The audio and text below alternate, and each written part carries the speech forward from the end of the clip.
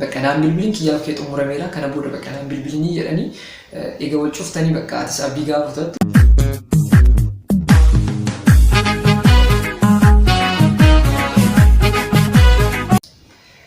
Ashama hordoftoota chaanaalii Yooniyoo akkam jirtan fayyaa keessanii ani waaqaaf galatu nagaa koodha. Har'as akkuma baratame viidiyoo tokkoon deebi'ee dhufee jira. Warri yeroo jalqabaaf gara chaanaalii kanaa dhuftan Yoonaasin jedhama. Chaanaalii kana subscribe gochuudhaan maatii keenyatti dabalama. Sana malee viidiyoo keenya laayikii tuquudhaan sheerii gochuudhaan yaadaaf qeeqa yoo qabaattan immoo koomentii jala nu kaa'uudhaan hanga xumuraatti nu faana ta'a jechuun barbaada. Egaa yaada har'a qabadee dhufetti osoo hin ce'in dura namoonni baay'een jechaadha. Kallattiiwwan iimoodhaan waasappii wantoota kana fayyadamuudhaan keessa dhuftanii to'i yaada gaggaarii na jajjabeessu waan naa kennitaniif guddaa isin galateeffadha jechaadha. Sana malee immoo gaaffiiwwan garaagaraa waa'ee jaalala irratti kan xiyyeeffate gaaffii garaagaraa naaf dhiyeessaa jirtan jechaadha. Kallattii iimoo fayyadamuudhaan wantoota akkanaa fayyadamuudhaan jechaadha. Egaa anis har'a hordoftoota koo keessaa nama gaaffii na gaafate jechaadha. Gaaffiiwwan sadan tokko deebisuudhaaf dhufee jira jechaadha. Kanaafiyyuu turtii gaarii akka na faana qabaattan isin jedha. Asumaaniyyuu viidiyoon keenya osoo hin eegaliin laayikii tuquu keessa hin dagatinaa jechuun barbaada. Laayikii tuquudhaan viidiyoo keenya eegala. Warri kun immoo warri haaraa taatan immoo chaanaalii kana subscribe gochuudhaan nuuf eegala jechuun barbaada. Garuma gaaffii isheettaa isin dabarsaa turtii gaarii isiniif haa ta'u. Miko dhiifama waliin gaaffiin koo maal seetee jechuudha. Gaaffiitti shamarran baay'eedha kan xiqqoo ishee gaaffii kana si gaafachuu barbaadanii. Innaa gaaffii kana immoo YouTube irraan akkanaa deebistuu abdiin qaba. Ijoolleen hunduu akkasii hordofanitti jechuudha. YouTube waan dalagduufu maal inni seetee ijoolleen dhiiraa yeroo hunda balleessanii dhiifama nama gaafachuu maaliif irra deddeebi'anii oduma balleessanuu dhiifama gochuu dhiifama si gaafachuu maalinni. Ookee kuni tokkoffaadha. Gaaffiin koo inni lammaffaan immoo gisee beeksisa namni birrii ergi abbaa warraa maaliif jibba yookaan immoo dhiirri maaliif jibba. Innaa kana sadaffaarratti immoo yeroo hundumaa kan birrii nama caqacabu maal agarsiisa. Gaaffii kana shamarran baay'ee gara 5 ol nu gaafate jechuudha. Garuu nuuf dubbisinaan jedhanii innaa yoo si danda'ame lammii koo YouTube irratti nuuf hojjedhu ishee. Egaa deebi'ee dhufee jira akkuma gaaffii ishee ilaaltanitti jechaadha. Gaaffii tokkoffaanii dhiironni baay'een maayidhaa fi irra deddeebiidhaan badii balleessaa yookaan badii raawwachaa irra deddeebiidhaan maayidhaaf dhiifama nama gaafatu yookaan immoo warra shamarranii dhiifamaaf gaafatu wanta jedhu gaaffii nu kaastee jirti jechaadha buleettiin keenya. Kanaafiyyuu deebiin isaa wanta laalerraa yookaan wanta dubbiserraa yaada tokko sunii jechuudha kan jechaadha. Sirrii ta'a dirqama sirrii ta'uu miti deebiin kan koo garuu immoo yaada jiru sunumaaf ibsuudhaaf jechaadha. Egaa dhiironni jalqaba irratti maayidhaaf badii balleessuu jaalallee isaanii maaf muufachiisuu kan jedhu namaaf nama ta'ee kan walitti hin buune hin jiru. Sijjammar jalqaba irratti namaaf nama ta'ee kan walitti hin buune hin jiru. Lukaa fi lutiyyuu reediyoon maal jedha Oromoon walitti bu'aa deemaa jedha miti. Kanaafuu wanta akkasii uumamuu danda'a. Garuu immoo irra deddeebiidhaan wanta akkanaa kan raawwatuuf maayidhaaf. Jalqaba irratti jaalala sanitti nama amanuu yoo kan ta'u ta'e fakkeenyaaf jaalala si wajjin eegale kana jaalala dhugaa ta'uu isaatu yoo hin amanin yookaan immoo si wajjin ta'a nama biraa yookaan deemu ta'e yookaan immoo jaalala biraatillee yookaan deemu ta'e jaalalli sun gaafa milkaa'iniif achi deebi'ee dhufee dhiifamsuma gaafata jechaadha. Maal jedhan dhiironni tokko yeroo baay'ee bakka naan bilbilin kiyyaaf kee xumurameera kana booda bakka naan bilbilinii jedhanii egaa wal cuftanii bakka atis abdii gaafatatu deebi'ee immoo bobboo'eetuma yookaan wanta jechuu qabu wanta gochuu qabu hunda fayyadamee dhiifama si gaafata jechaadha. Kun immoo maalirraa ta'a fakkeenyaaf wanta jaalala keessatti wanta isa gammachiisu si biraa argatee nama biraa barbaacha deemee gaafa wanti sun hin milkoofnee fi wanta godhu filannoo wanta jalaa baduudhaa fi deebi'eetoo wanta hundaa waan si baddiidhaa argatuuf deebi'ee sitti dhufee dhiifama si gaafata jechaadha. Kana kan irra deddeebiidhaan godhuuf. Sana malee immoo jaalala sanitti gaafa dhamanne bakka qo'ii yookaan qarshii kee yookaan wanta wayii barbaade bakka qo'ii qarshii kanaa ga'ee ergitutti wajjinan ta'a sana booda bakka jedha. Sababa godhate gaafa lammaffaa immoo qarshii naa ergisiin jedhaati qarshii ammatti hin qabu jechuu ni dandeecha wanta wayii jechuu ni dandeecha. Gaafa san bakka jedheetu san fayyadamee sidiisa deema jechaadha. Gaafa biraa immoo gaafa ati qarshii san yookaan waa ergituu fi fiigee dhufaa jechaadha. Dhufeera online irratti deebi'eera siin jechuu danda'a. Wantoota akkana fayyadamanii jechaadha dhiironni baay'een. kun riil wantuma dhugaa jirudha jechuudha. Kanaafuu wantoota dubbise irraa yaada kan isiniif qoodaa jiru. Kanaafiyyuu gaafii tokkoffaa kanaan bira darbaa jechaadha.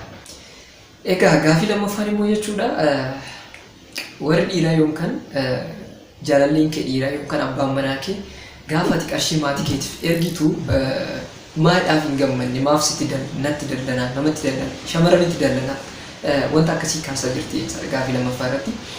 Egaa viidiyoo kiyya kan dura gadhiise irratti dhiira jaalalaaf osoo hin taane qarshiidhaaf sitti dhiyaate akkamitti adda baafattaa kan jedhu irratti jechaadha. Yaada kan siira naasa'ee ture yoo dhageechanii raattan jechaadha. Kanaafiyyuu dhiirri tokko jaalalaaf osoo hin taane qarshiidhaaf kan sitti dhiyaate qarshii ati namaa ergitu handa'uma ati ergaa jette. Ergaa jechuun kennaadha jechuun wanta hin deebinedha miti. Garuu ati ergaa miti osoo liqaayyuu nama wayiiti kennite qarshii dhiirri qarshiidhaaf sitti dhiyaata taanaan si jaalatu yookaan hin jaalatu jechaadha. Qarshiin kee gannama biraa maddii akka deemu barbaadu jalqaba irratti. Qarshii sun qarshii jaalallee isaa waan ta'eedhaa fi jaalallee jechuun immoo akka waan tokkootti waan laaluu fi qarshii sanatti fuutee nama biraatiin kennite gaafa ta'e inni gammadaan ta'u jechaadha gara biraatiin. Maaf qarshii sun jalaadhuma qaba. Fakkeenyaaf bilbilee qarshii naa ergimee har'a rakkadhee jira wanta akkanaatti kan barbaade osoo siin jedhe hin dhageenye immoo maal kan isa sitti himne yookaan akkasitti himne maatii kootiif bar qarshii ganaa ergeen ture saniifuu xiqqoo naaf obsi gaafa jettuun kanaafuu hanqinatu jalaa deemaa jira jechaadha. Qarshiin jala haaphachaa deemtee jechaadha gara biraatiin. Kanaafuu wanta akkasii gaafa argu namaa erguu kee itti gammadaan ta'u jechaadha yeroo kamiyyuu. Qarshii sun waan jalaa dhumaa jiruu fi akka duraa sanatti bashannanaa waan hin taaneef fi qarshii keetiin wanta haalli akkasitti hin mijoofnee fi kanaafuu gammadaan ta'u jechaadha gara biraatiin. Inni lammaffaan qarshii kee gaafa ati namaa ergitu ati ergaa miti liqaayyoo sun nama biraatti kennitee nama qarshiidhaaf sitti dhiyaate waan ta'uu danda'uudhaa fi gammadaa hin ta'u jechaadha. Egaa gaafii sadaffaan hordoftoota obboleettii kiyyaa kan kaaste jechuudha. Irra deddeebiidhaan yookaan yeroo baay'ee maadhaaf qarshii nama gaafatu warri dhiiraa yookaan immoo irra deddeebiidhaan qarshii jedheetumaaf nama dhiphisu jetteetu na gaafatte. Kunis yaaduma lammaffaa kanaan wal qabata jechaadha. Si caala wanta qarshii sanitti amanaa jiruu fi bu'aadhaaf sitti kalaayaan jiraa jechaadha gara biraatiin wanti kun ifaan bilisa sanatti fakkaata akka kiyyaatitti. Inni kan sitti dhiyaachaa jiruuf qarshiidhaaf wanta biraatiif miti. Osoo wanta biraatiif ta'ee ati akkasitti ifaajja biyya alaatitti maal jettee rakkattee qarshii si gaafachuun isa irraa hin eegama jedhee nama jireenya akkamii akka jiraatan beekamaadha. Ijoolleen araba jirtan warri araba jiran jechaadha baay'een isaanii humna akkamii akka baasanii hojii hojjetanii qarshii kana fidaa jiran baay'ee yeroo nuti taasisan baay'ee kan nama gaddisiisudha. Garuu immoo kana osoo itti himtu wanta akkanaa osoo beeku inni yeruma yeroodhaan qarshii san sirraa barbaada taanaan namni akkasii dhuguma isinitti himuudhaaf nama qarshiidhaaf namatti kanaa jedhee tan fudhadhaan akka kiyyatti. Yaadni nama hanga ammaa sanii dabarsaa jiru yaada kooti malee riil nama hunda bira akkanaatti yaadni kan koo kun jechaadha. Kanaafiyyuu qarshii saniif wanta sitti kalaa'eef bu'aadhaaf jechuudha gara biraatiin namni sun kasitti kalaa akkamitti akka ifaajjee fiddu osoo beeku maal osoo ta'e osoo beeku wanta achitti ifaajjeetu fidaa jirtu akkamitti akka fidaa jirtu osoo beeku irra deddeebiidhaan qarshii gaafata jechuun baay'ee kan namatti ulfaatudha jechaadha. Kanaafuu namni akkana nama jaalalaaf sitti kanaa jedhee tooyi amanuu natti ulfaataan akka kiyyatti tariitii deebiin kiyya egzaaktilii dhugaadha ta'uu baachuudha danda'a yaadarraa kan akka jedhan akkasitti isin ibsaa jira jechaadha. Namoota baay'eellee wanta mudachaa jiruuf jechaadha yaadni kun. Sana malee immoo jaalala dhugaa keessa gaafa jiraattan yookaan immoo jaalala bareeda keessa gaafa jiraattan dhugaadha jaalala keessa yoo jiraate ilmi dhiiraa sunis isheen shamarraa sunis jechuudha. Dhugumaan qarshii sun barbaachisuu danda'a. Fakkeenyaaf ijoolleen baay'een akkamii shawwadamanii yookaan warri jedhan gaafa ishiin galtetti qarshii kanaan sarpiraayizii godheetan ishee eegaa jira. Dhiironni baay'ee yeroo dhagahutti jechaadha. Akkamitti sarpiraayizii godhaa qarshii saniin jechaadha. Qarshii ati ergutu saniin jechaadha. Kanaafuu wantoota akkasii fayyadamuudhaafis ta'uu danda'a qarshii irra deddeebi'anii kan si gaafataniif jechaadha. Kallattiima tokkoon laaluunis xiqqoo in ulfaata jedhee wanta nama fudhaaf jechaadha. Kanaafiyyuu qarshii san nama hin balleessine ta'uu baachuu danda'a. Qarshii si gaafatee fakkeenyaaf hojii wayii eegaluu danda'a inni hojii isin lamaaniifuu hin ta'a jedhee itti amanuu jechaadha. Kanaafuu hojii san galmaan geessisuudhaaf hanga ati galtuufitti jechuudha. Galmaan geessuudhaaf waa cost yookaan qarshii hanqachuu danda'a jechaadha. Qarshii sababa sanii irra deddeebiidhaan si gaafachuu danda'a. Wanta san dafee xumuree guyyaatti galteetti sarpiraayisii gochuudhaaf illee jechaadha. Kanaafiyyuu kallattii lamaan kanaan laaluu qabna jedhee tan amana. Egaa yaani koo gaafiiwwan hordoftoota kiyya keessaa na gaafattaniif deebiin koo kanaadha jechaadha. Deebii dabalataa qabaachuu danda'a. Akkasumatti fayyadamuu dandeessan jechaadha.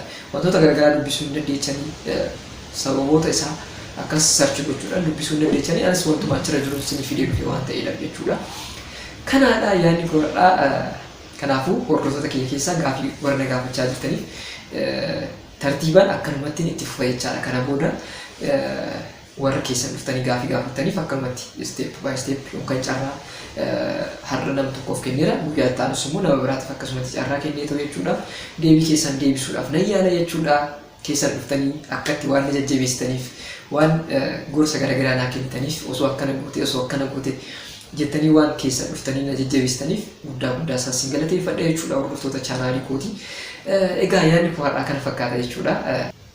Warri chaanaalii kanaaf haaraa taatan chaanaalii kana subscribe gochuudhaan laayikii tuquudhaan sheerii nuuf gochuudhaan yaadaaf qeeqaluu qabaattan immoo koomentiin jaalamu kaa'uudhaan nu jajjabeessuu nu cinaa dhaabachuu keessan hin dagatinaa jechuun barbaada hordoftoota chaanaalii kana.